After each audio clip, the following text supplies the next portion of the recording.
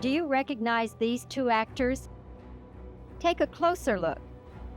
They're both from England, and both had starring roles in the movie that has made more money than any other movie, over $405 million worldwide. Give up?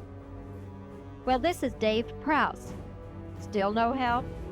Okay, how about Darth Vader from Star Wars? And this is Tony Daniels, the fella inside C-3PO, the robot pal of the little mechanical man R2-D2. What a turn their lives have taken during the past 3 years. Dave Prowse came to Star Wars after playing monsters and villains in many English movies, but Tony Daniels was a well-thought-of stage actor in London and wasn't at all thrilled when his agent asked him to do C-3PO. She had to twist my arm to do it in the first place, actually. I didn't want to ever play 3PO because I was, playing really wonderful parts in the West End in London. And she put me up for the part, and I just said, what a terrible idea to ask me to play a robot. How dare you? I felt very insulted. And then, of course, I began to understand what it was all about, and I was very happy they insisted. At the time you were working on Star Wars, did you think it was going to be a big hit?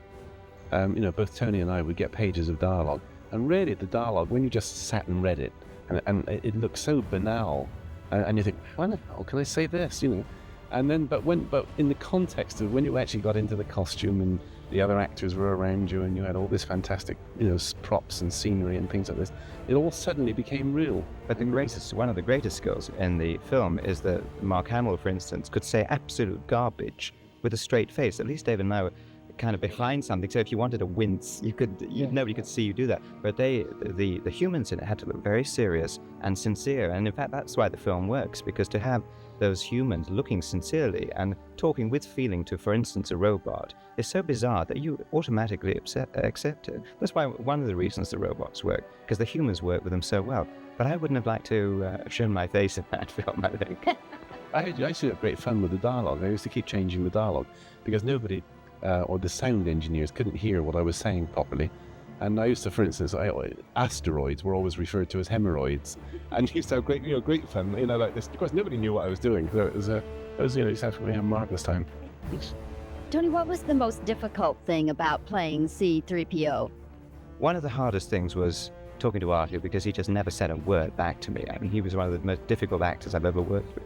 And, this is a rare opportunity to see Dave and myself together, because Darth Vader and 3PO never meet, because I'm not into scary parts of the film.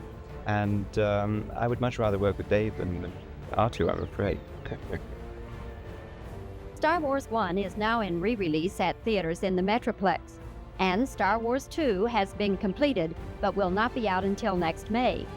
Both Prowse and Daniels think Star Wars 2 is even better than the first one.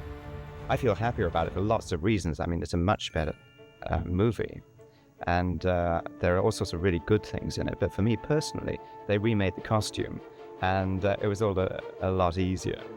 So there's all sorts of reasons to be very happy about it. And it was very strange to be back in those old sets, because, we start off in the Millennium Falcon again, and it was as though 3 years never happened. There we were, I was still doing the same old wobble acting, and there were the walls looking the same old faces there. It is amazing, actually, that it is 3 years, since we actually worked on Star Wars. And we're working with all the same people. We've got the same cast, same crew, same people. It's marvelous, and everybody, we all get back into the same costumes and carry on as though we'd never stopped. I was really a bit worried about whether my brain could take dressing up like that again, but in the meantime, I've been heavily back into playing humans. So I think what it is, I can take a sort of dose of 3PO now and again, providing somebody lets me play a human straight away afterwards to reassure myself.